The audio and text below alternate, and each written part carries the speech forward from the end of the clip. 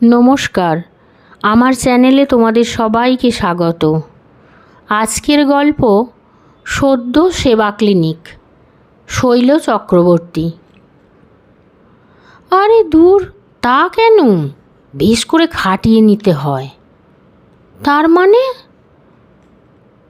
কেন বোকার মতো প্রশ্ন করো জয়া? শোনো, পুরুষেরা খাটতেই তো ভালোবাসে, আর তাদের খাটালে তারা খুশিই হয়। এমনিই তো সারাদিন খেটে খুঁটে আসে ভাই, তার ওপর জয়ার গলায় যেন স্বামীর প্রতি সহানুভূতির একটু মমতাময় আবেগ জড়িয়ে গেল। সর্বরই ঠোঁট কাটা, তারও বিয়ে হয়েছে বেশি দিন নয়, অবশ্য জয়ার বিয়ের বছরখানেক আগে। সে বলল, আমি তো ভাই রোজ সেবা করিয়ে নিই, হয় মাথা ধরেছে, নয় হাত পা কামড়াচ্ছে, নয়তো আর কিছু বানিয়ে বলে একটু অভিনয় করি। আর তোর কর্তা বুঝি সেবা করতে লেগে যায়? জয়া কৌতুকের স্বরে বলে উঠল। যাবে না মানে? তাহলে আর ভালোবাসা কি? বেশ কিছুক্ষণ হয়তো মাথা টিপিয়ে নিয়ে তারপর ছুটি দিই। তুই বড় স্বার্থপর। আমার ভাই মায়া হয়, বলে ওঠে জয়া। বেচারা খেটে খুঁটে আসে, তারপর আবার তাকে দিয়ে সেবা করানো। বরং ইচ্ছে করে আমিই একটু তার সেবা করে দিই। সর্বরী তির্যকভাবে চেয়ে বলল, তাহলে মর খেটে খেটে। তপতির দিকে দেখিসনি? উদয়াস তো খেটে মরছে, কর্তার একটু পান থেকে চুন খসলেই কি তম্বি। তপতিদি যেন তটস্থ। আরে আজ কি আর সেদিন আছে নাকি? পতি পরম গুরুর যুগ কবে কাবার হয়ে গেছে।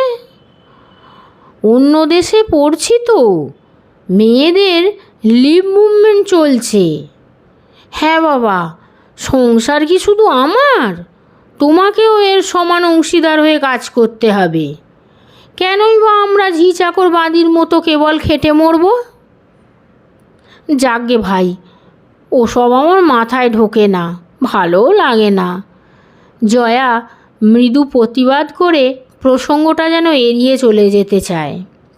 সে বলল, তুই যাকে কাজ বলছিস, আমার কাছে তা খাটুনিই মনে হয় না, গায়ে লাগে না আমার। বরং ওর সেবা করে ওকে খুশি করলেই যেন আনন্দ পাই। গুরুগিরিটা মাঠে মারা যায় দেখে সর্বরী বেশ ক্ষুণ্ণ হলো। সে বলে ওঠে, তাহলে আর কি, সতী সাবিত্রীর মতো সংসারের বোঝা কাঁধে নিয়ে গাধার মতো খাটো। তারপর চেহারাটি বেশ হাড্ডিসার হবে, যৌবনের জৌলুস ধুয়ে মুছে সাফ হয়ে যাবে। তখন দেখো ওই পুরুষেরা কেমন আদর আর সোহাগ করে। একটু থেমে সে বলল, কটা বাজলো? যাই রেডিওটা খুলে দিই, ঘরের কথা আলোচনাটা শুনতে হবে।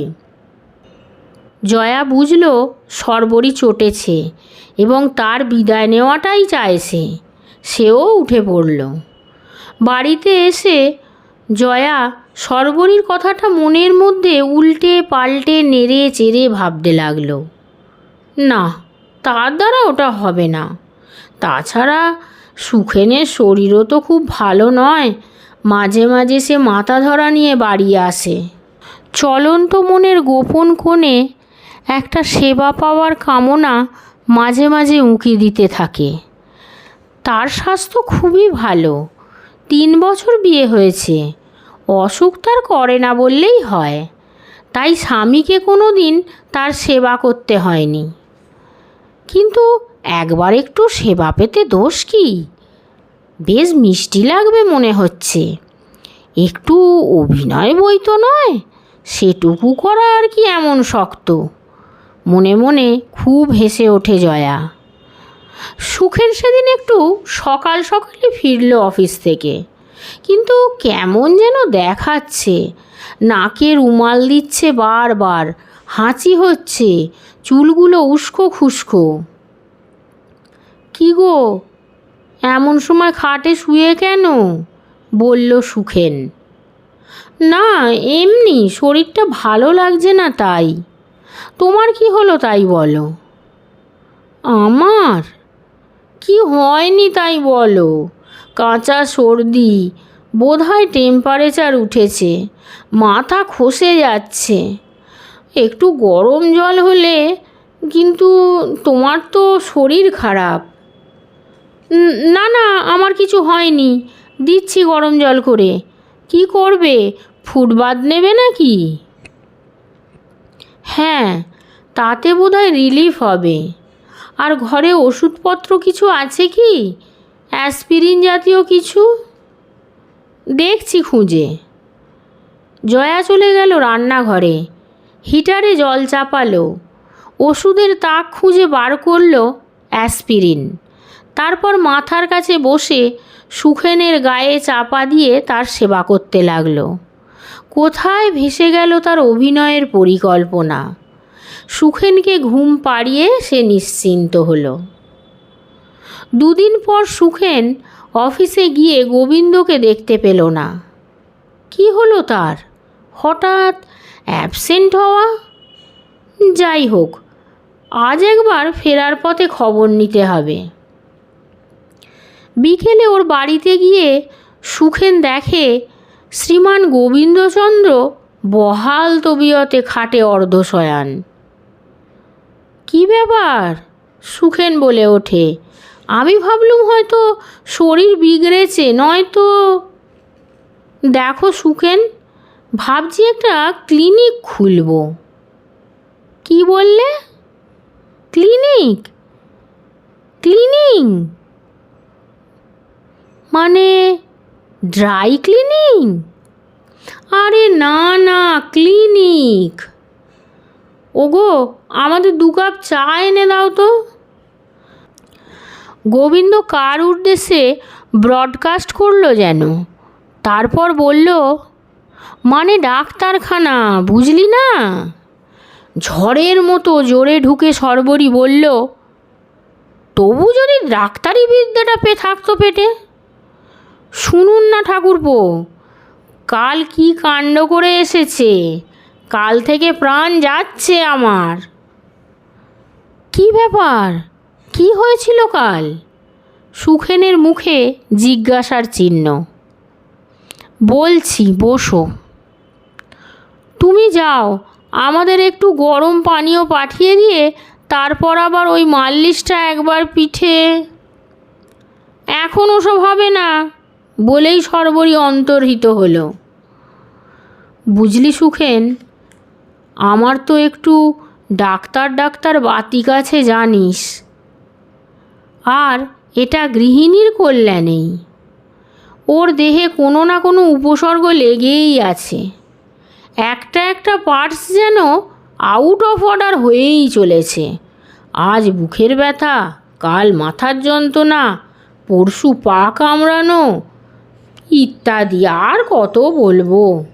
যাই হোক, আমাকেই তো তার ঠেলা সামলাতে হয়। তা তো জানি, কাল কি হয়েছিল বলো না।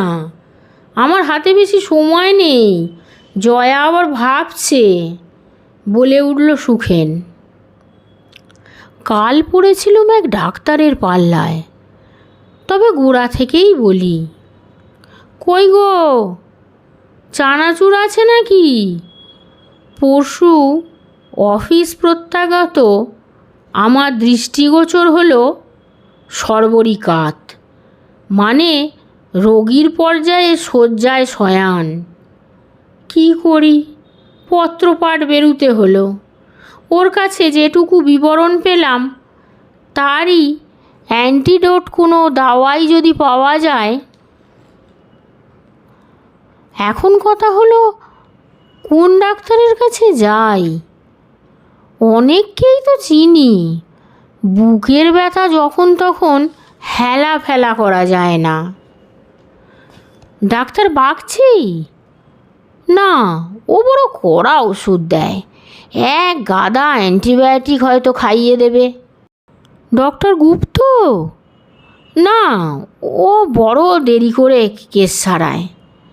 তার চেয়ে আর একটু এগিয়ে যাওয়া যাক, ডাক্তার মুরারি বটব্যালের কাছে। লোকটার পোশাক পরিচ্ছদ যেমন টিপটাপ, তেমনি নাম ডাকও আছে।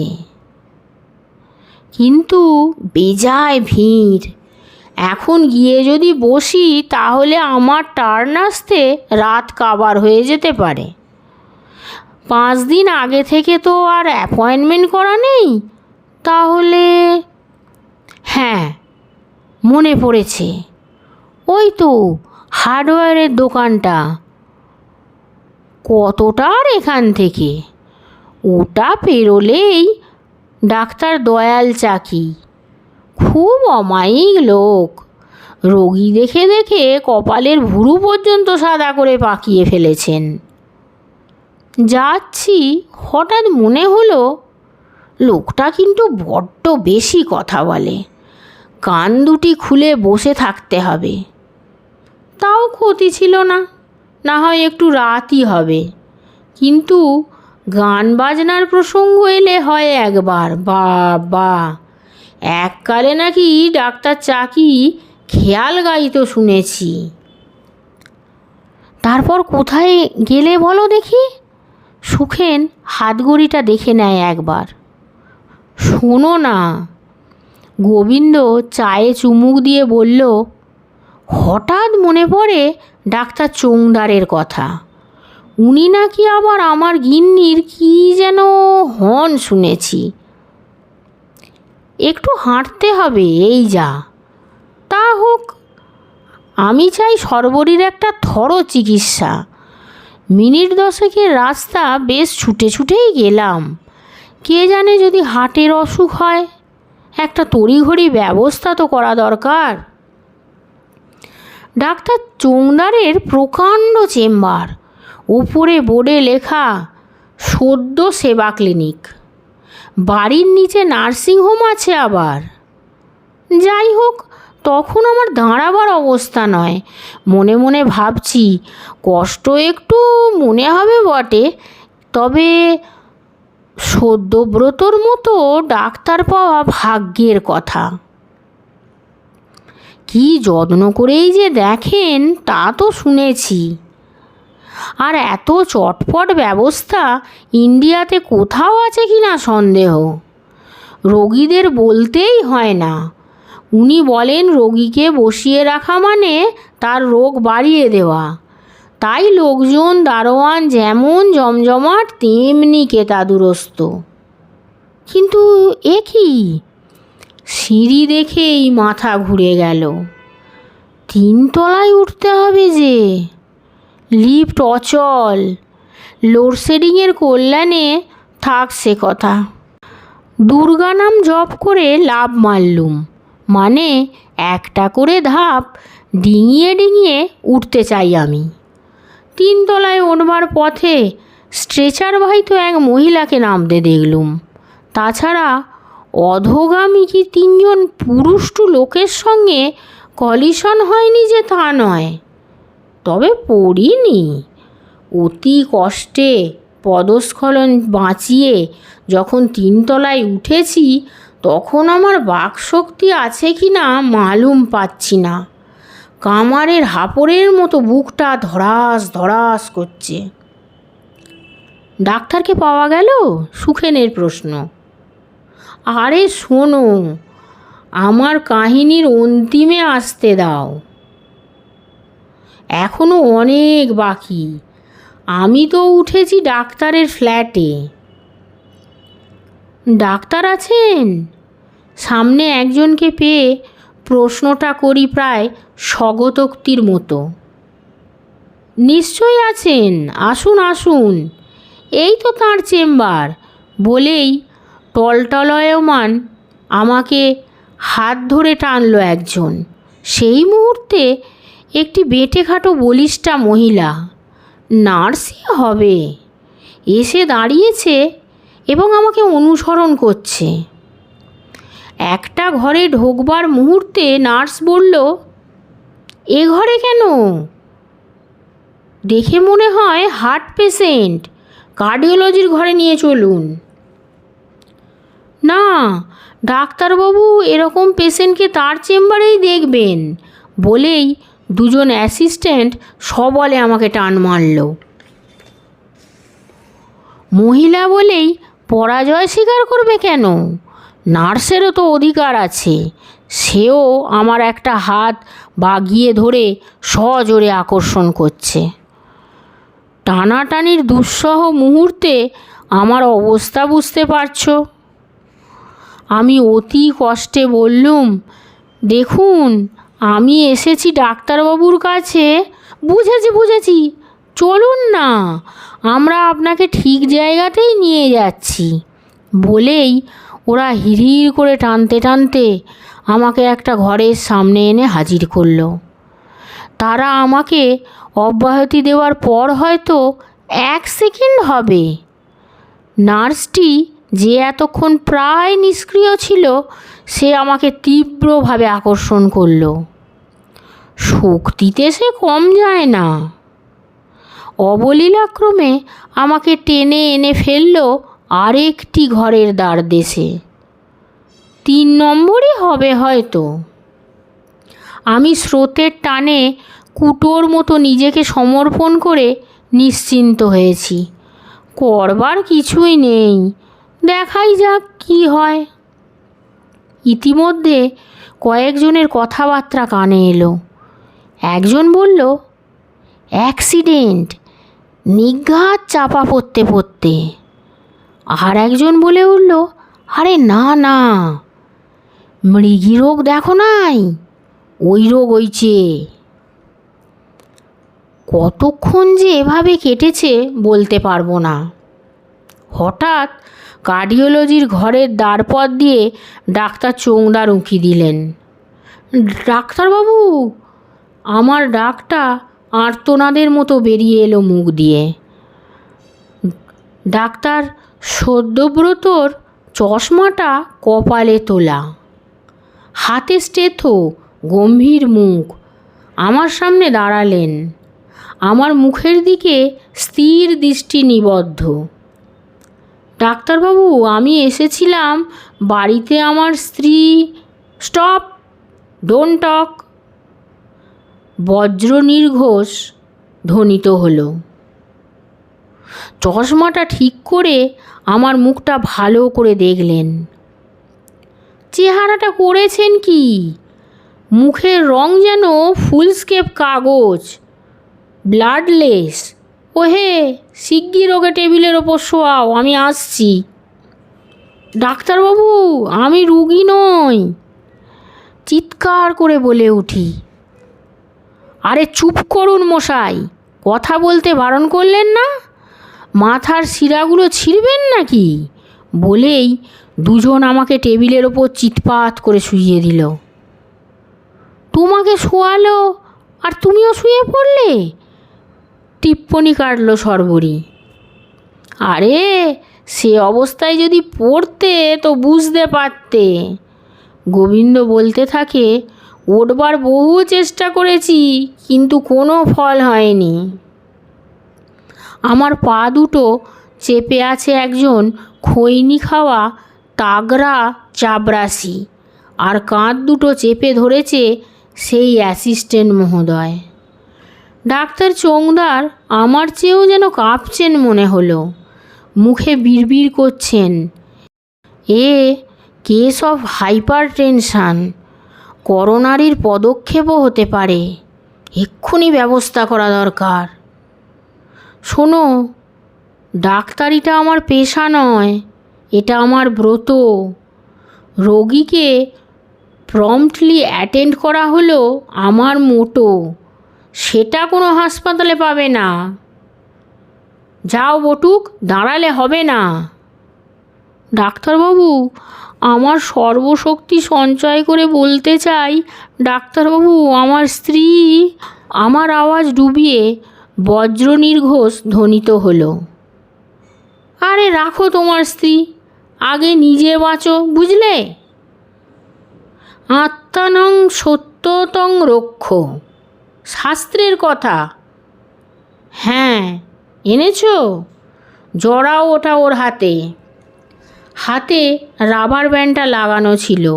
অ্যাসিস্ট্যান্ট আমার মুখে গুঁজে দিল থার্মোমিটার। টেম্পারেচারটা দেখা দরকার স্যার। ডাক্তার সদ্যব্রতর ওই একটা বাণী কানে এলো। তারপরে যেন ফেটে পড়লেন। ইস, বুকের বোতামগুলো খোলনি এখনো? প্রতিবাদ করার মুখ নেই? অতি সাবধানে থার্মোমিটার চুষছি।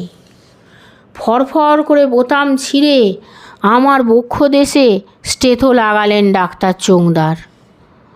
থার্মোমিটারের পাশ কাটিয়ে আমি আর একবার বলবার চেষ্টা করলুম, ডাক্তারবাবু, আমার স্ত্রীর অসুখ। আহ, কথা বলো না। এই চিন্তাই হলো একটা ব্যাধি, বুঝলে? স্ত্রীর অসুখ তো কী হয়েছে? কার স্ত্রীর অসুখ নেই শুনি? হবে হবে, আগেরটা আগে পরেরটা পরে। তবে আর নিজেকে ফার্স্ট পারসন বলেছে কেন? ইংরেজরা ঠিক বুঝেছে। আইকে করেছে ফার্স্ট, বাকি সব সেকেন্ড থার্ড পারসন। এই, তোমাদের দাঁড়িয়ে থাকলে চলবে না, এক্ষুনি একে নিয়ে যাও, এক্স রে করতে হবে। বুকের অবস্থাটা দেখতে চাই, কুইক কুইক। সে কি, এক্স রে কেন স্যার? কোকিয়ে উঠি আমি। ওটা না হলে কিছুই দেখা হলো না। বুক আর পেট হলো ব্যাধির হেডকোয়ার্টার্স, বুঝলে? ওই যে ডাক্তার নন্দবক্সি বড় গাড়ি হাঁকাচ্ছে, শুধু রক্ত দেখেই ছেড়ে দেয়। আরে এখন রক্তে পাবে কি? শুধু জল আর জল, লাল জল। আচ্ছা, পেটে কোনো পেন হয় কি? অতি কষ্টে স্মৃতি সমুদ্র মন্থন করে বলে ফেললুম, অনেক দিন আগে একবার হয়েছিল কলিকের মতো একটা পেন।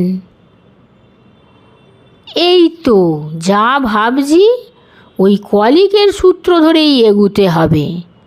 কলিক থেকেই মেটাবলিক গোলমাল। যাও যাও, রোগীকে ডিটেন করো না, আমি আসছি। বটুক, তুমি ছবিটা ডেভেলপ করে আমার কাছে নিয়ে আসবে, তারপর হবে প্রেসক্রিপশান। যাও, হারি আপ বয়েজ। আমায় তো চ্যাংদোলা করে নিয়ে গেল ওরা পাশের ঘরে। সেখানে অমানসিক কাণ্ড, তার কি বলবো। আমার অঙ্গবাস, বুট, শার্ট, প্যান্ট, জুতো কে যে কোন দিকে টান মেরে খুলে দিয়েছে তা বোঝবার মতো বুদ্ধি তখন আমার লোপ পেয়েছে। একবার শুধু তাকিয়ে দেখি, আমার নিম্নাঙ্গে মাত্র আন্ডারওয়্যার বিরাজ করছে। পরে আমার উপর আলো এসে পড়ল। আরও অদ্ভুত চেহারার একটা যন্ত্র ঝুলছে বুকের উপর। কিছুক্ষণ পর মুক্তি পেলাম। বিধ্বস্ত অর্ধমৃত আমাকে জড়ো করে অঙ্গে জামা প্যান্ট চড়িয়ে ওরা আনলো ডাক্তারের কামরায়। আমার সর্বাঙ্গ কাঁপছে, পেটের নাড়িভুড়ি বুঝি হজম হয়ে গেছে। ক্ষুধা বোধ করবার শক্তি পর্যন্ত আছে কি না বুঝতে পারছি না। রোসো, প্লেট আসছে, ডাক্তারের আশ্বাসবাণী শুনলাম। তবে কি কিছু খাওয়া জুটবে? আহা, এক প্লেট কারি আর রুটি কিংবা একটা মোগলাই। মনে মনে বোধ করছি আর পুলকিত হয়েছি। গলাটাও কখন থেকে শুকিয়ে কাঠ হয়ে গেছে। কয়েক মিনিট শুধু ঘড়ির টক টক শুনছি। এমন সময় একজন অ্যাপ্রনধারীর প্রবেশ। এই যে প্লেট স্যার। সদ্যব্রতর নাকের সামনে একটা কালো ফিল্ম তুলে ধরল। ও হরি, এই প্লেট! শুকনো গলায় আমার স্বর বেরুচ্ছে না। জীবনের আশাও বুঝি ছাড়তে হলো। আমি মরিয়া হয়ে ডাক্তারের হাঁটুতে দুটো হাত রেখে বললুম, আমি বাঁচব তো? কোনো উত্তর নেই। প্লেটটা আলোয় তুলে পরীক্ষা করে ডাক্তারের মুখে যেন একটা হাসির আমেজ লক্ষ্য করলুম। বললেন, কোনো ভয় নেই হে, আমি তোমার বুকের যে ভয়াবহ ছবি এঁকেছিলুম এ প্লেট তা বলছে না। তাহলে তাহলে আর কি, পরীক্ষায় পাশ করলে। তবে ওয়াচ করতে হবে, ডোন্ট ওরি, তোমার স্বাস্থ্য খুব ভালো, কোনো গলদ নেই। মানে অ্যাভারেজ বাঙালির মতো।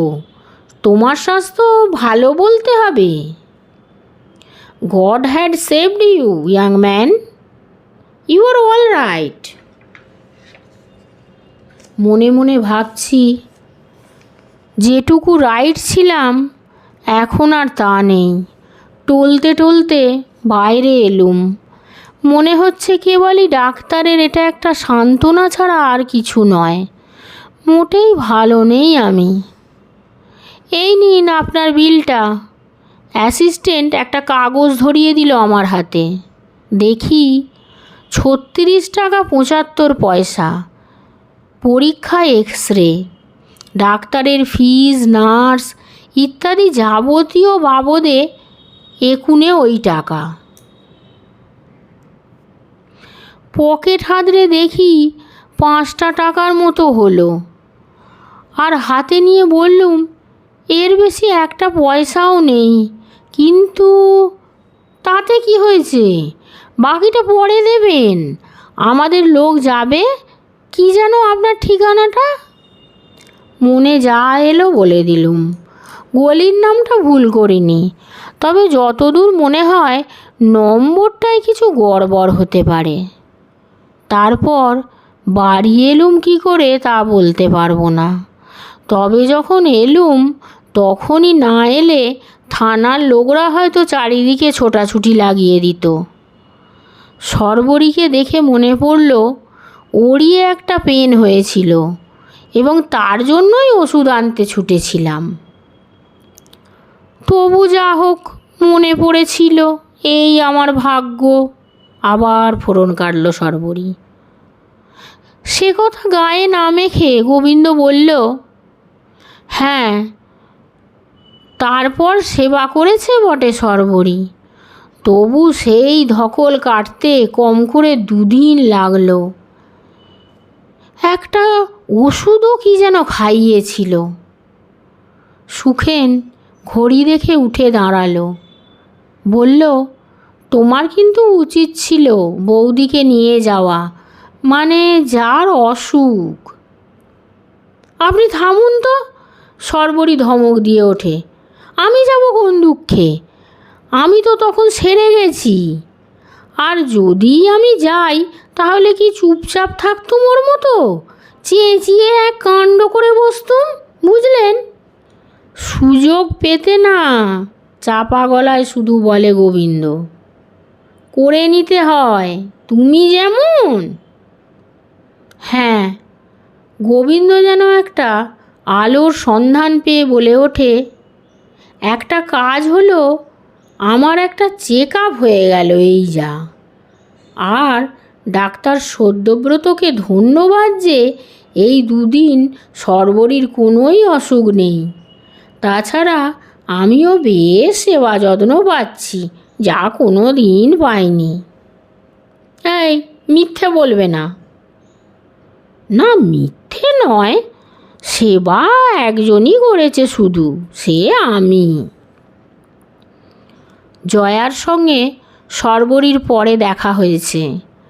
জয়া তো সবটাই শুনেছে ও জেনেছে। জয়া তাই বলল, এই কাণ্ডটা হলো বলেই তো একটা সুযোগ পেলি সর্বরী। কিসের সুযোগ? কেন, একটু সেবা করার, একটু আরাম দিয়ে সারিয়ে তোলার। যা বাজে কথা বলিস না। আমি ওই ডাক্তার না ডাকাত চোংদারের নামে কেস না করে যদি ছাড়ি, তাহলে আমার নাম বদলে দিস। আজকের গল্পটি এখানেই শেষ হলো। তোমরা সবাই দয়া করে আমার চ্যানেলকে লাইক, শেয়ার ও সাবস্ক্রাইব করবে। ধন্যবাদ।